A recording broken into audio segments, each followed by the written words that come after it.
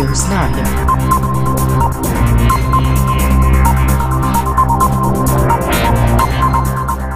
भागलपुर से एक बड़ी खबर, जहां सैंडिस कंपाउंड मैदान में आज जनसैलाब उमड़ा।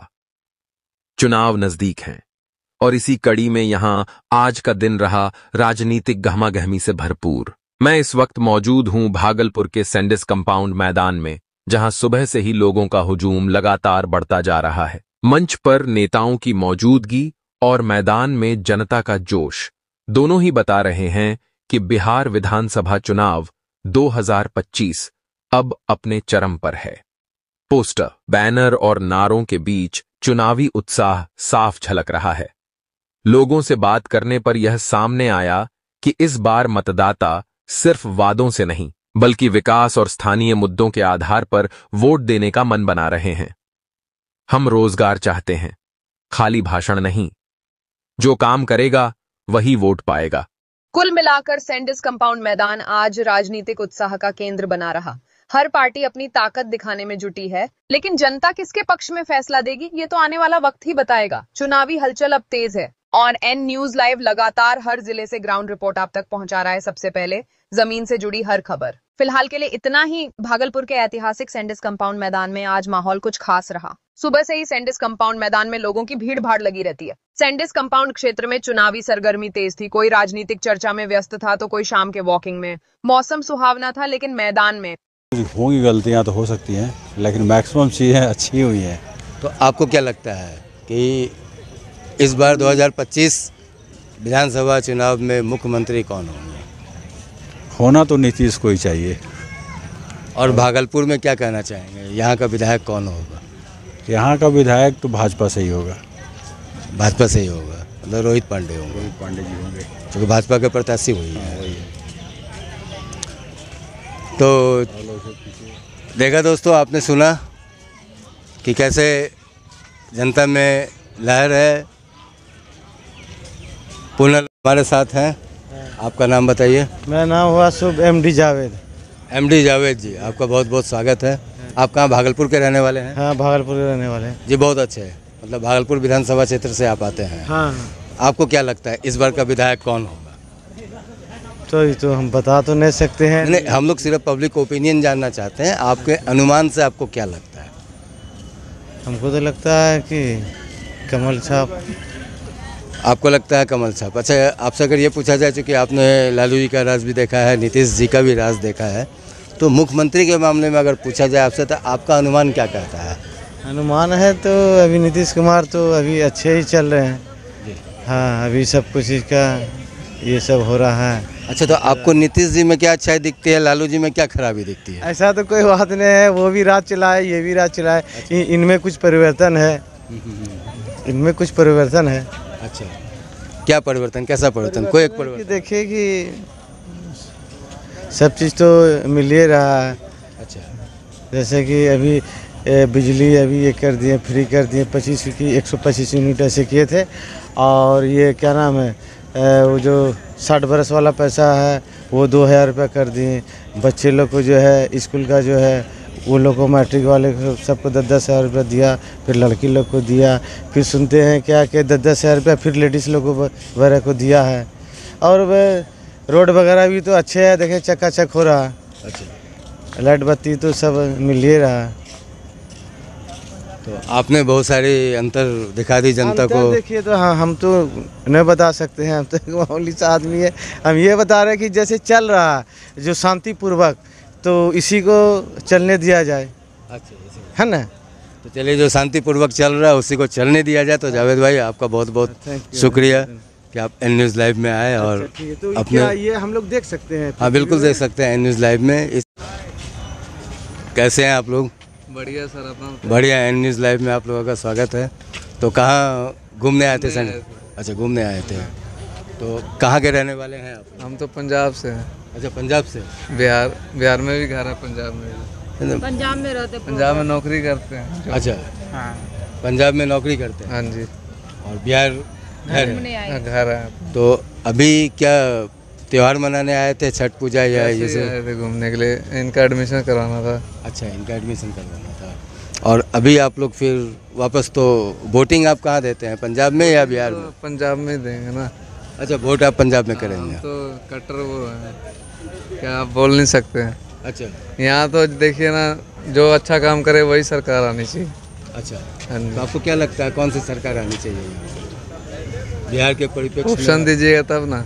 है, आपने लालू जी का भी राज देखा है, नीतीश जी का भी राज। नीतीश जी की सरकार एनडीए आना चाहिए। हाँ एनडीए। हैं? नीतीश जी की सरकार ही आना चाहिए। उन्होंने काम भी बहुत अच्छा किया है। विद्यार्थियों के लिए तो उन्होंने चढ़ बढ़ के काम किया ना। अच्छा, हाँ विद्यार्थियों को, इसीलिए एडमिशन कराने के लिए यहाँ आ गए। विद्यार्थियों को तो प्रोत्साहन भी बहुत दिए आगे। मतलब वोटिंग पंजाब में करेंगे लेकिन एडमिशन यहाँ हम तो यहाँ पे वोटिंग कर सकते हैं, ये पंजाब में। करेंगे। हाँ तो आप वोटर मेरा कहाँ तो के? मायका यहाँ हुआ ना, अच्छा, तो आप भागलपुर के वोटर हैं या? खगड़िया। अच्छा, खगड़िया जिला। ठीक है सर। ओके, फिर एन न्यूज़ लाइव पे बहुत बहुत थैंक यू। हैं चुनाव की सरगर्मी तेज है और इस बार 2025 विधानसभा चुनाव में भावी मुख्यमंत्री कौन और भागलपुर के विधायक कौन? देखिए, भावी मुख्यमंत्री तो नीतीश कुमार का उम्मीद है हम लोगों को। अच्छा, और भागलपुर के परिप्रेक्ष्य में आप क्या कहना चाहेंगे? भागलपुर का विधायक रोहित पांडे होना चाहिए। अच्छा, रोहित पांडे क्यों लग रहा है आपको कि रोहित पांडे दिखेंगे आपको? अब इनको अजीत शर्मा को तो देख ही रहे हैं। अच्छा, अब थोड़ा सा हम लोगों को मन बना लिए हैं कि रोहित पांडे को भी देखें कैसा क्या कर रहा है। मतलब भागलपुर की जनता बदलाव के मूड में है कि देख लिए है एक विधायक को, अब दूसरे विधायक को मौका देके देखना चाहते हैं कि युवा पीढ़ी क्या कर पाती है। बहुत बहुत धन्यवाद अंकल जी। आपका शुभ नाम बता दें जरा एन न्यूज़ के। सुबोध कुमार चौधरी, सुर्खीकल, तिलकामौज। जी, सुर्खीकल से सुबोध जी, आपका बहुत बहुत धन्यवाद एन न्यूज़ लाइव के लिए आपने समय निकाला। आइए, हमारे कुछ युवा पीढ़ी अभी इन किए हैं।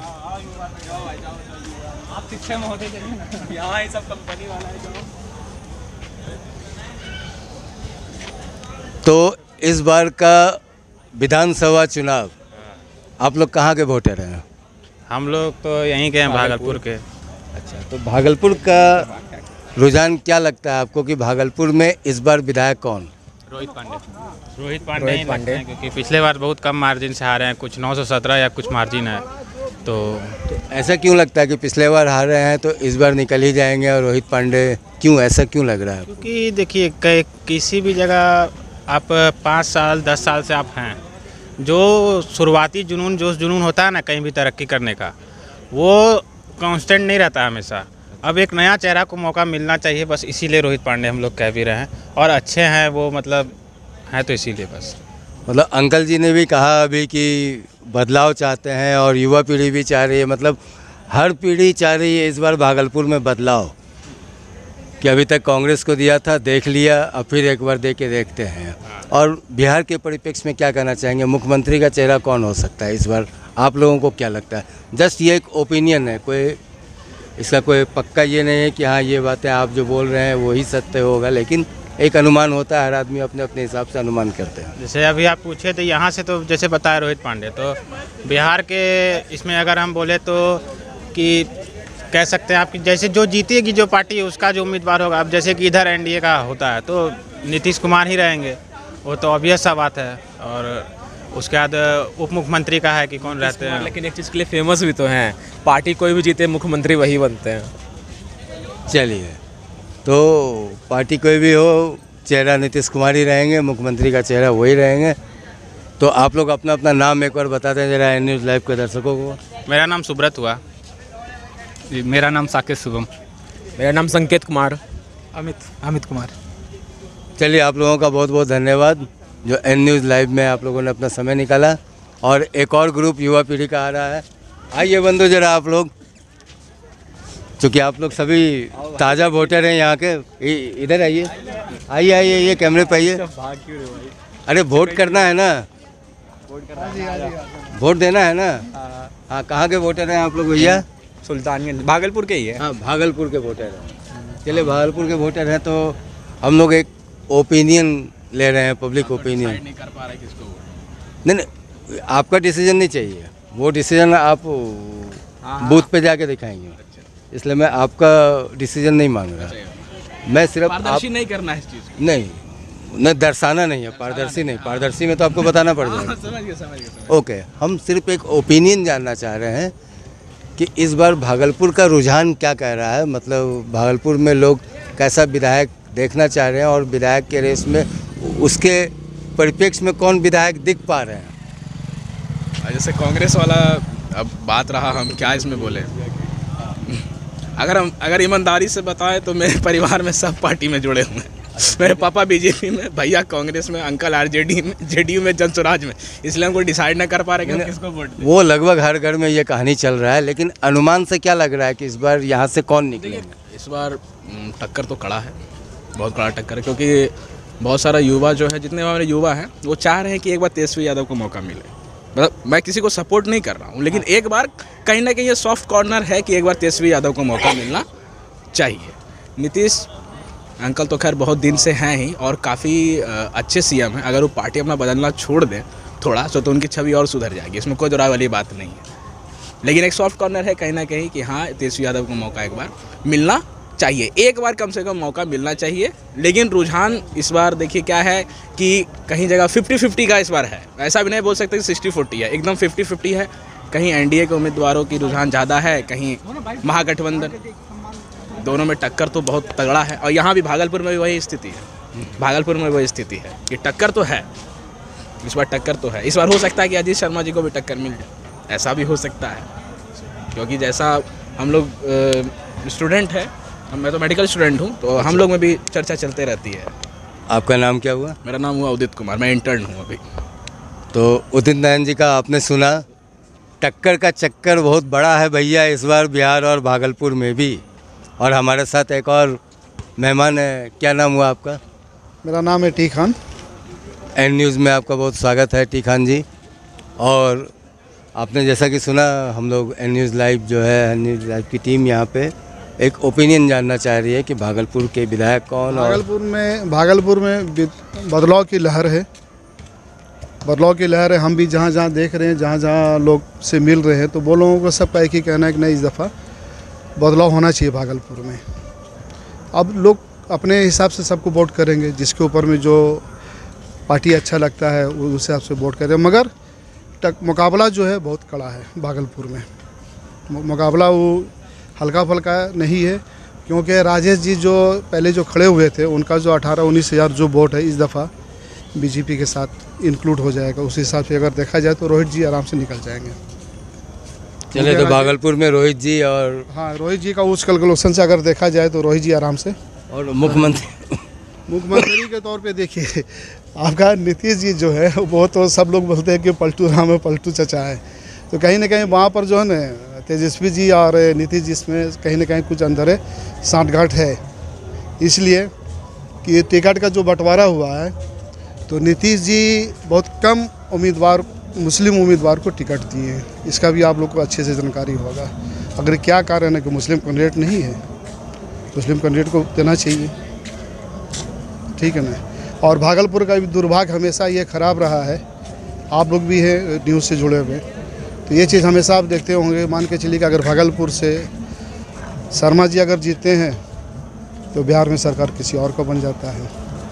अगर रोहित जी जीतते हैं अपोजिट तो सरकार, जी सर, अपोजिट सरकार के लिए भागलपुर बड़ा फेमस है। इसीलिए कि मुकाबला भागलपुर में बहुत कड़ा है। यहाँ के जो विधायक होंगे उसके ठीक उलट केंद्र में सरकार होगी। ये भी आप जान रहे हैं अच्छे से, समझा कि। तो चलिए, बहुत बहुत धन्यवाद आपका। हमारे साथ एक और मेहमान है, एन न्यूज़ लाइव में आपका स्वागत है। आपका शुभ नाम। अरुण कुमार यादव। अरुण कुमार यादव। अरुण कुमार जी, हम लोग यहाँ पे एक पब्लिक ओपिनियन जानना चाह रहे हैं कि इस बार भागलपुर में विधायक के रूप में कौन। विधायक के रूप में अभी कांग्रेस आई का ये अजीत शर्मा है, लेकिन इस बार जो है लग रहा है कि उलटफेर कहीं हो न जाए। अच्छा, इस बार जो है उलटफेर हो जाने का संभावना है, तो उलटफेर में किसके आ जाने की संभावना है। अब ये तो कहना मुश्किल है। आपका अनुमान क्या कहता है, क्योंकि इतने बुजुर्ग हैं, आपने लगातार कई सालों से आपने सरकार को उलटते और पलटते देखा है। आपने लालू जी का भी सरकार देखा, नीतीश जी का भी सरकार देखा, तो राजनीतिक उथल पुथल से भली भांति परिचित है, तो आपको क्या लगता क्या ये सिर्फ एक ओपिनियन है? हाँ ओपिनियन है। तो हम रखते 2 टर्म 3 टर्म ज़्यादा यहाँ का MLA जाता है, उसके बाद फिर बदल दिया जाता है। तो लग रहा है कि इस बार जो है कुछ उलटफेर होगा। उलटफेर में कौन आएंगे आगे? उलटफेर में हमको लगता है कि बीजेपी इस बार। तो बीजेपी आएंगे। अच्छा, और बिहार सरकार में कौन आएंगे मुख्यमंत्री के रूप में? हाँ, बिहार सरकार में वही लोगों का चांस जा रहा है। चलिए, तो आपका बहुत बहुत धन्यवाद Arun ji, N news live में। उनके विधायक कौन, अनुमान में कौन हो सकते हैं? भागलपुर का विधायक बीजेपी से आएगा। अच्छा, भागलपुर के विधायक बीजेपी से आएंगे। अच्छा, क्यों भला? पुराने जो अजीत शर्मा जी हैं और ये लोग। तो पिछला बार भी तो रोहित पांडे मोटा मोटी 700 वोट से हारे थे, वो तो विजय शाह खड़े हो गए जी। इस बार ऐसा कुछ चांस नहीं है। अभी तक लग रहा है कि फेयर चांस है। और बिहार में तो एनडीए की सरकार। और मुख्यमंत्री के रूप में कौन? फिर से नीतीश? अच्छा, एकदम पक्का 2025 फिर से नीतीश, एकदम पक्का। आपका शुभ नाम एन न्यूज़ लाइव के दर्शक? मनोज कुमार। मनोज कुमार जी, आपका? मेरा नाम प्रभास रजक हुआ, मैं मित्र हूँ। आप भी कुछ बोलना चाहेंगे इस संदर्भ में? मनोज सर जो बोले, मैं उन्हीं का संदर्भ में न्यायोचित बात यही कहना चाहूँगा कि जो विकास अभी हो रहा है बिहार में, पूर्व में इस तरह का विकास हुआ नहीं था। तो मेरे हिसाब से यहाँ की जनता और भागलपुर पार्टिकुलरली यहाँ के लोग चाह रहे हैं विकास और उत्तरोत्तर बढ़ता जाए। तो वर्तमान सरकार को ही जस्टिफाई करेंगे। तो मतलब और आपने देखा कि हाँ, एक चीज़ और उसमें ऐड करना चाहूँगा और आपके चैनल के माध्यम से बताना चाहूँगा कि भागलपुर में 2-3 मूल चीज़ें हैं जिसका विकास अवरुद्ध है, मैंने रुका हुआ है। उसमें एक है फ्लाईओवर का नहीं होना, ट्रैफिक जाम, ये सब हो जाए तो और भागलपुर चमक जाएगा। थोड़ा इसको भी आप लोग हाईलाइट कीजिएगा।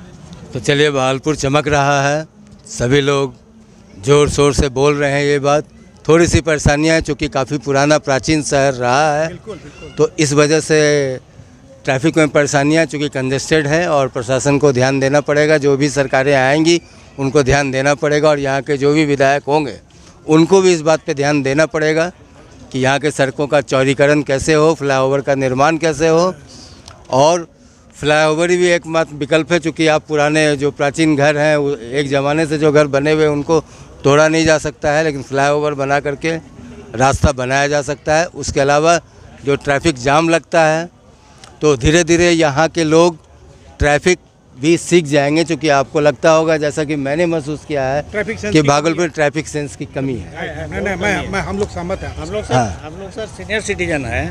हम लोग जब ये मनाली चौक और कचहरी चौक जब क्रॉस करते हैं बाइक से, अंदर से डर लगता है। लेकिन हमने देखा है कि भागलपुर के परिप्रेक्ष्य में, आप याद कीजिए, एक टाइम था जब हेलमेट के लिए लोगों को बोला जा रहा था, लेकिन अब तो हेलमेट में एक सुधार है। मतलब लोगों का ट्रैफिक सेंस जागा है, लोग को समझ में आने लगा है कि हेलमेट मेरे लिए है, कानून के लिए नहीं है। नहीं तो लोग अनुशासन आया, वो अनुशासन आया।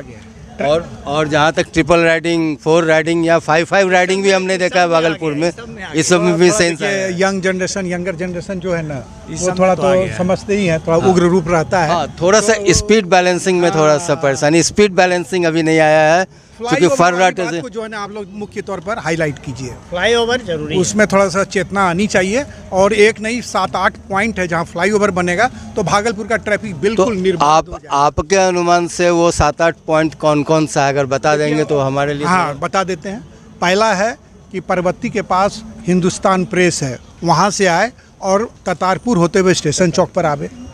दूसरा है घंटा घर से उठे, अजंता टॉकी जो अब बंद हो गया, होते हुए लोहिया पुल के ऊपर से निकाल दे, जो कि 4 लेन बन रहा है मिर्जान अलीगंज होते हुए दुमका एसडीए जाने वाला, तो ये ख़त्म हो जाएगा। तीसरा है शहर इधर जब आते हैं आप, तो मानिक सरकार होते हुए एक और फ्लाईओवर बने जो नया बाजार सराय पर गिरे, तो वो बीच वाला जो बहुत ही कंजेशन है और पॉस एरिया है वो सुरक्षित हो जाएगा। इस तरह से और भी है, तिलका मांझी में भी है, और उस पार में मिर्जान हाट के पास है जो गोराडी की ओर जाता है, जो प्रस्तावित, अगर नहीं अब तो प्रस्तावित नहीं रहा है गोराडी में एयरपोर्ट, तो वो सब सुल्तानगंज चला गया, जैसा कि हम लोग न्यूज़पेपर से जान रहे हैं। तो यह सारा है पॉइंट जहाँ पर फ्लाईओवर बन जाने से विकास। हाँ, कम से कम एक बात तो ये है कि यहाँ पे हवाई जहाज नहीं उड़ सका, लेकिन हवाई पट्टी जरूर उड़ गया है ना। वही सुल्तानगंज में जो बनने की बात है, शहर से उड़ के सुल्तानगंज चला गया। बन जाए तो उम्मीद है, हाँ, इसकी जो बहुत ज़रूरत है। नहीं बन तो जाएगा ही। हवाई अड्डा के लिए, एयरपोर्ट के लिए बहुत पोटेंशियल तो भागलपुर में है ही। ये चैनल आपका कहाँ से? तो एन न्यूज़ लाइव पे आप लोगों का बहुमूल्य समय देने के लिए बहुत बहुत धन्यवाद आपका। झारखंड से। अच्छा, आप झारखंड से हैं और बिहार में घूम रही हैं, तो आपको क्या लग रहा है? बिहार में स्टडी कर रही हूँ। अच्छा, बिहार में स्टडी कर रहे हैं, तो आपको भागलपुर का माहौल कैसा लगा? ठीक ठाक है, मतलब सही है, उतना खास नहीं है। मतलब लड़कियों के मामले में आपको क्या लग रहा है? अभी लगभग 7:30 बज रहे हैं और आपको क्या लग रहा है कि लड़कियां बिल्कुल आराम से एक पार्क में घूम रही हैं यहाँ पे, है ना?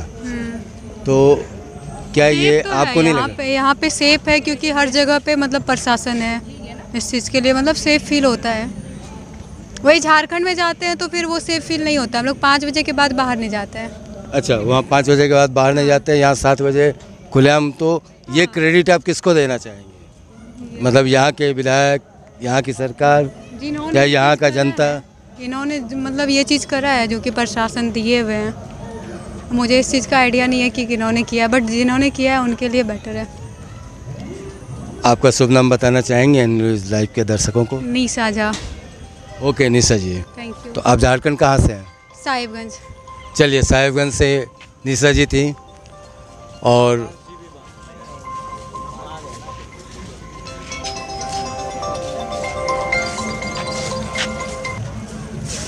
इस टीम को चलते चलते मिल गए ओम प्रकाश जी। इनका चेहरा कोई अनजाना नहीं है भागलपुर के लिए। तो Om Prakash ji, N news live में आपका बहुत बहुत स्वागत है। धन्यवाद भैया आपको भी। और सर्वप्रथम मैं एन न्यूज़ को तहे दिल से शुक्रिया अदा करता हूं, जिन्होंने आज अपना कीमती समय देकर हम सबों के बीच चुनाव के मुद्दों पर कुछ चर्चा करने का अपना समय दिया। दरअसल हम लोग यहाँ पे पब्लिक ओपिनियन के लिए आए हुए हैं और हम लोग ये जानना चाहते हैं कि मुख्यमंत्री, अगला मुख्यमंत्री कौन होंगे 2025 के, और भागलपुर के विधायक कौन होंगे। और आपसे ये प्रश्न करना लाजमी नहीं होगा, क्योंकि सभी को पता है आपका समर्थन, आपका समर्पण, ये सारा कुछ।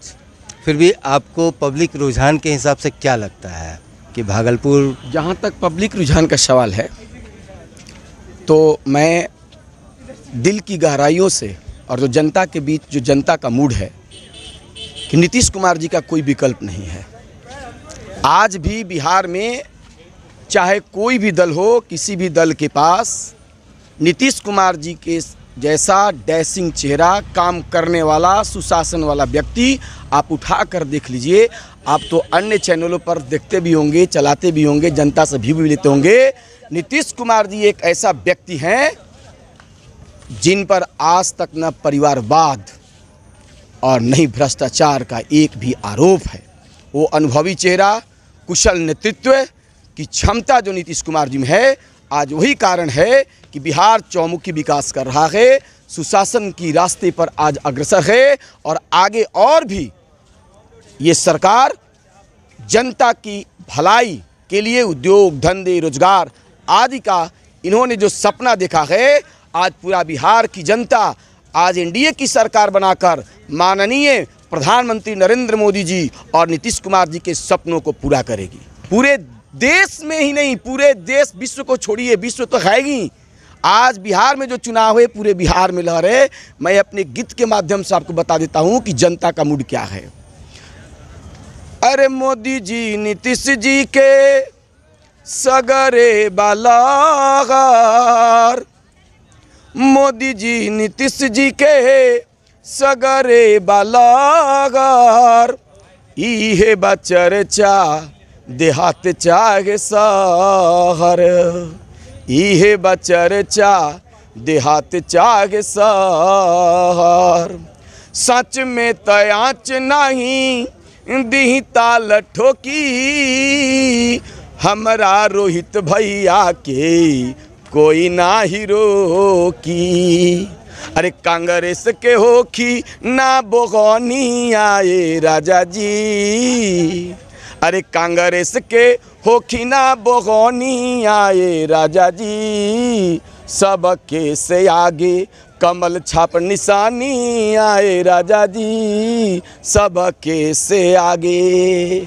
अरे मोदी जी नीतीश जी के सगरे बालागर, इहे बचर्चा देहात चाहे सहर, सच में तयाच नहीं दिही ताल ठोकी, हमरा रोहित भैया के कोई ना ही रोकी।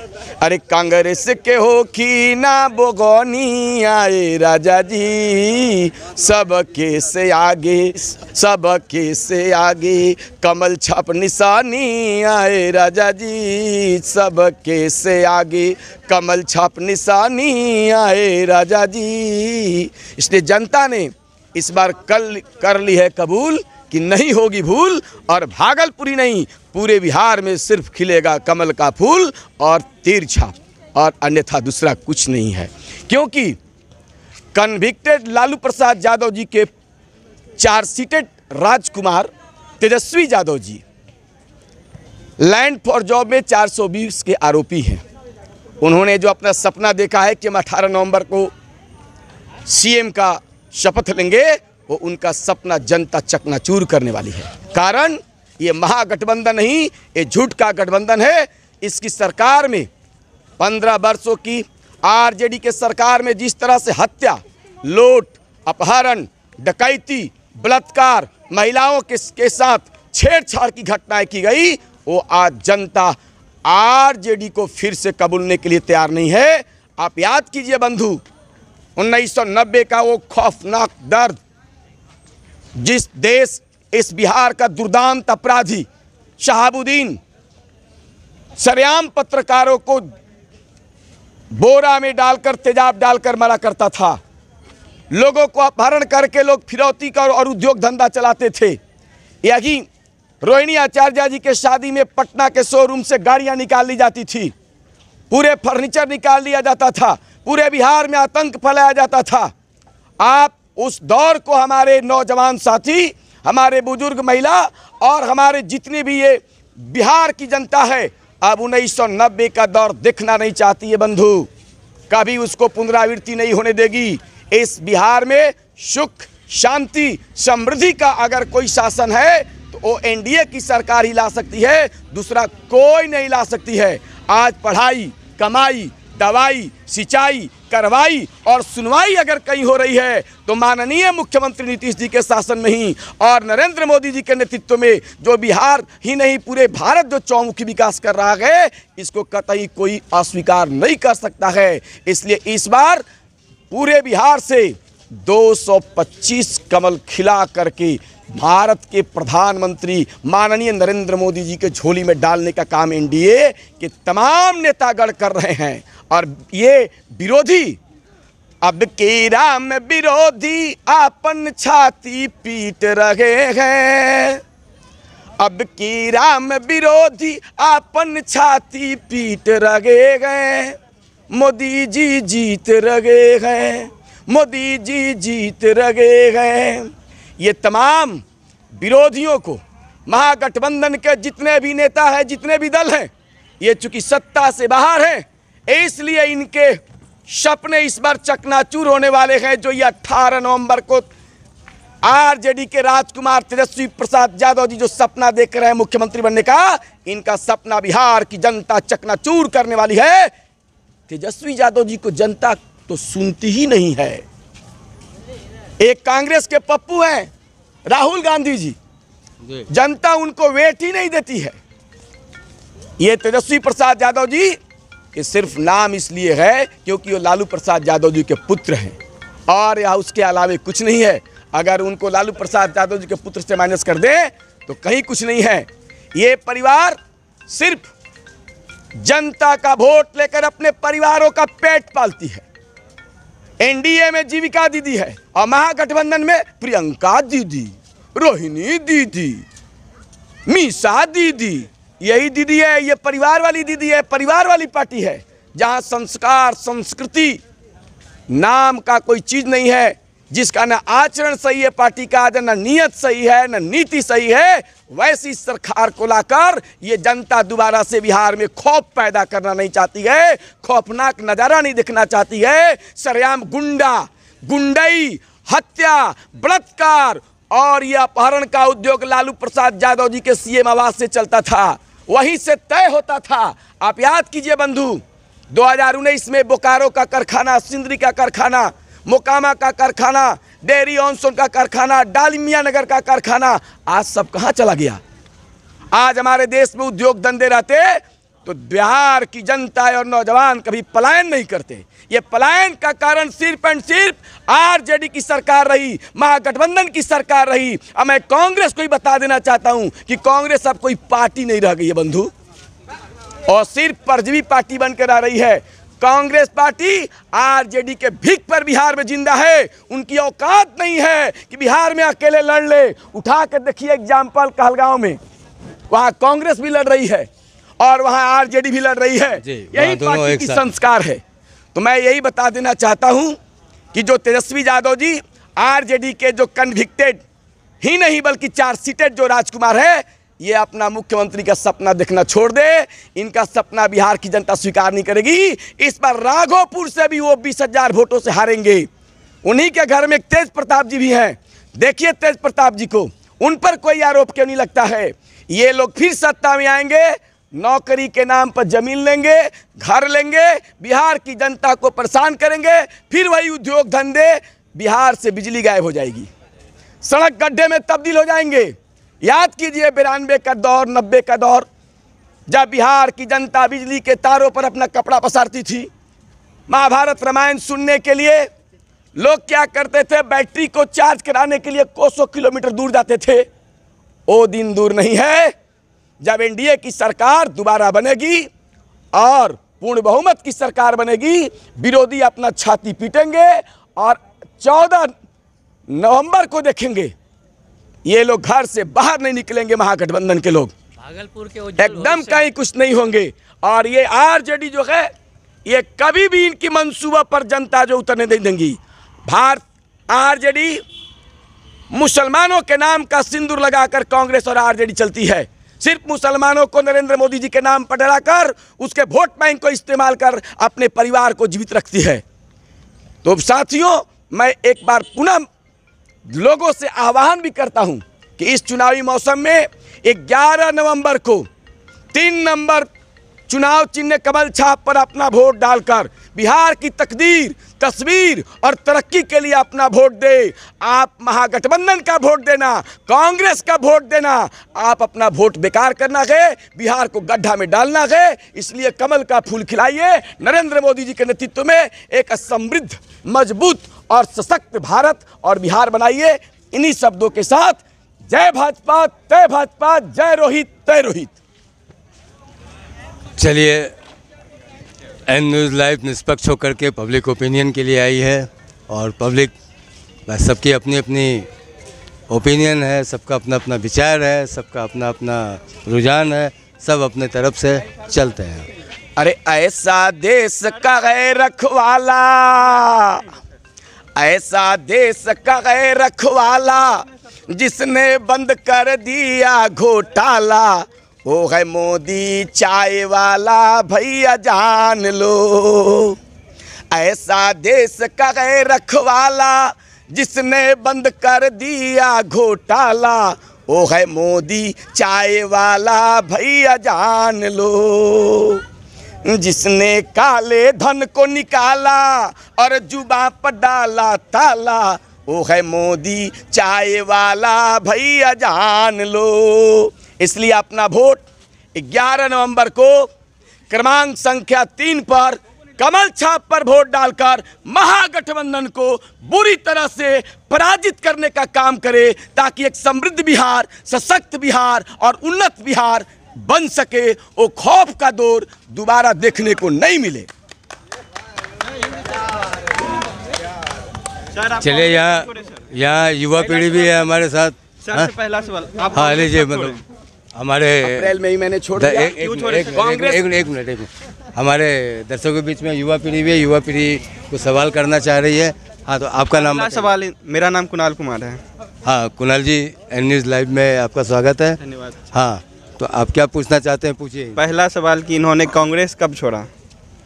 आपने कांग्रेस कब? मैंने इसी साल अप्रैल महीने में 15 अप्रैल को मैंने कांग्रेस को तिलांजलि दी। उसका मुख्य कारण है कि महागठबंधन की पार्टी, खासकर कांग्रेस पार्टी, जनता का वोट तो लेती है लेकिन जनता के मुद्दों पर खड़ा नहीं उतरती है।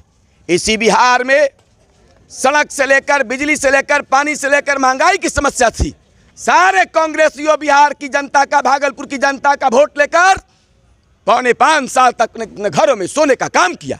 ये तेजस्वी प्रसाद यादव जी, जो आरजेडी से लालू प्रसाद यादव जी का जो राजकुमार है, इनको 4.25 साल में नींद खुलती है। अपना घर नहीं संभल रहा है, आप चले हैं बिहार संभालने।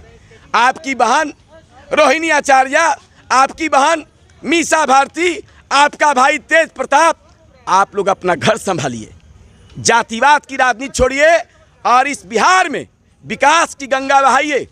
रोजगार, सुरक्षा, सिंचाई, पढ़ाई, दवाई, कमाई, सुनवाई और कार्रवाई की बात कीजिए। अच्छा, चलिए फिर हम लोग अगले प्रश्न की ओर चलते हैं। और कोई प्रश्न है आपका? बीजेपी ने ऐसा क्या कर दिया कि आपने उसमें ज्वाइन कर लिया? लीजिए। भारतीय जनता पार्टी और नरेंद्र मोदी जी, नीतीश कुमार जी के जोड़ी ने जो आज चौमुखी विकास किया है बिहार में और पूरे भारत में, आप देख रहे हैं। सुनिए भाई बंधु मेरे, आज 1990 का बिजली देख लीजिए। आज 1990 में बिजली के लिए लोग तरसते थे, सड़क के लिए तरसते थे। किस राज्य में बिजली के लिए लोग तरस रहे बताइए? कहाँ पर? भारत के किस राज्य में बिजली के लिए लोग तरस रहे हैं? ये तो बेसिक फैसिलिटी, बेसिक फैसिलिटी है। यही 20 साल में तो होता ही। आप 20 साल में ऐसा क्या किया जो बिहार फिर से नीतीश कुमार को जिताया? आप सुनिए साहब, बिहार में जो 1990 के दौर में, बहुत दिन पहले, सुनिए, आपका जन्म भी नहीं हुआ होगा। सुनिए, पहले आपने देखा नहीं, इसलिए आप नहीं बता रहे ना, आपका जन्म नहीं है, तो आप जान किससे गए? बिजली, देखिए बिजली, सुनिए सर, बिहार में बिजली, सड़क, पानी के लिए लोग तरसते थे।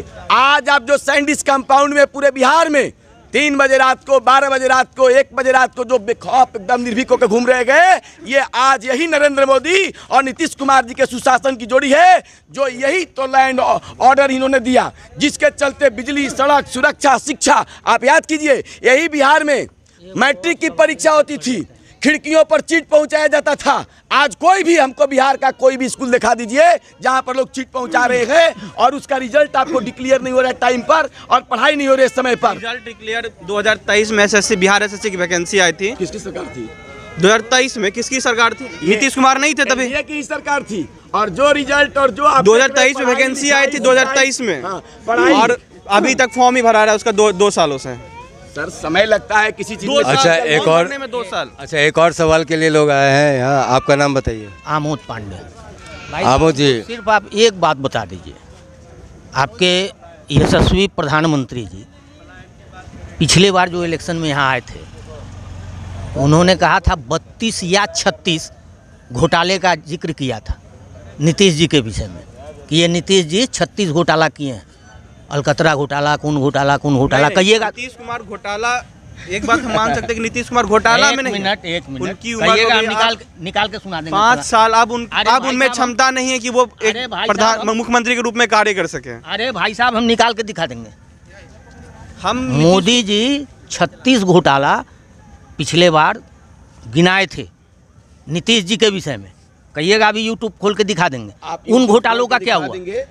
उन घोटालों का क्या हुआ? ये आपकी बात को हम बता रहे हैं, लेकिन एक बात जान लीजिए, हम वहाँ बैठ के कहाँ से अपना यूट्यूब पर लोड करके लाए हैं या आप देखे हैं, लेकिन नीतीश कुमार जी के बारे में बता दूं कि ये बिहार का पहला ऐसा व्यक्ति है जिन पर न तो आज तक परिवारवाद और न भ्रष्टाचार का एक भी आरोप हुआ है, न साबित है, न कन्विक्टेड हुए हैं। ये आरजेडी के द्वारा फैलाया हुआ अफवाह और उनके द्वारा वीडियो पर भेजा हुआ, आप रिकॉर्डिंग को दिखा रहे होंगे। बोलने वाले मोदी जी भी थे कि अब कुछ भी हो जाए वापस नहीं जाएंगे। जब लोग पक्ष विपक्ष में रहते हैं तो चुनावी के रूप में लोग एक दूसरे पर आरोप लगाते हैं। जब नेता एक साथ रहते हैं, मोलरिटी कई कुछ नहीं है। आज ही नीतीश कुमार जी को देखिए मोबिलिटी क्या है, क्या उन्होंने उन पर ना परिवारवाद का आरोप है, ना भ्रष्टाचार का आरोप है। वो अपने कुशल नेतृत्व से बिहार को चौमुखी विकास कर रहे हैं। आज भी नीतीश कुमार के, आज भी आप जो देख रहे हैं, चलिए ये सिलसिला चलता रहेगा, मामला चलता रहेगा। कुछ लोग पक्ष में, कुछ लोग विपक्ष में चलते रहेंगे, है ना। और ये कंट्रोवर्सी भी अपने जगह पे, गठबंधन का सपोर्ट नहीं कर, एक पीढ़ी दूसरे पीढ़ी के खिलाफ, और ये चलता रहेगा। और आइए हम लोग चलते हैं फिर, सारी बातें सही है, दूसरे जन की तय करेगी ना। हमारे साथ और भी कुछ युवा लोग हैं, आइए वोट डालकर जिनको चुनना चाहते हैं आप स्वतंत्र हैं। नई पार्टी आए, लालू यादव भी चोर है, नीतीश कुमार भी कुछ अच्छा काम नहीं किए, नरेंद्र मोदी भी कुछ अच्छा काम नहीं किए हैं। अगर नई पार्टी की सरकार बननी चाहिए, जनसुराज को आना चाहिए। जनसुराज भागल एक मिनट भागलपुर में कौन से विधायक आपको लगता है कि इस बार चुन के आएंगे? प्रशांत की जरूरत खुद मैं भागलपुर से नहीं हूँ सर, मैं उस बीरपुर विधानसभा में आता हूँ। बीरपुर विधानसभा से। आपके विधानसभा का क्या हाल है? वहाँ किनकी जीत है? वहाँ पे भी तो अभी तो आरजेडी ही लग रहा है, सभी लोग आरजेडी को ही वोट दे रहे हैं। अच्छा, बीरपुर विधानसभा में बता रहे हैं जैसा कि आरजेडी का रुझान है, और भी कुछ युवा पीढ़ी है। क्या इस बार वोट देंगे कि नहीं देंगे आप? तो भाग क्यों रहे हैं? जनसुराज को देंगे। अच्छा, जनसुराज को देंगे। अभय कांत झा। आप कहाँ से हैं? भागलपुर से। भागलपुर विधानसभा से। और आपको क्या लगता है इस बार जीत के कौन आएंगे, विधायक कौन बनेंगे? जीत के तो पता नहीं, बट वोट देंगे कुछ चेंज के लिए। अच्छा, और आपको क्या लगता है इस बार का मुख्यमंत्री चेहरा कौन होगा? जितना तो चाहिए प्रशांत किशोर के पद, बस हमको उतना आइडिया नहीं है इस चीज़ के बारे में। हमको लगता है कि हाँ ठीक है, वो जीतना चाहिए। चलिए और देखते हैं।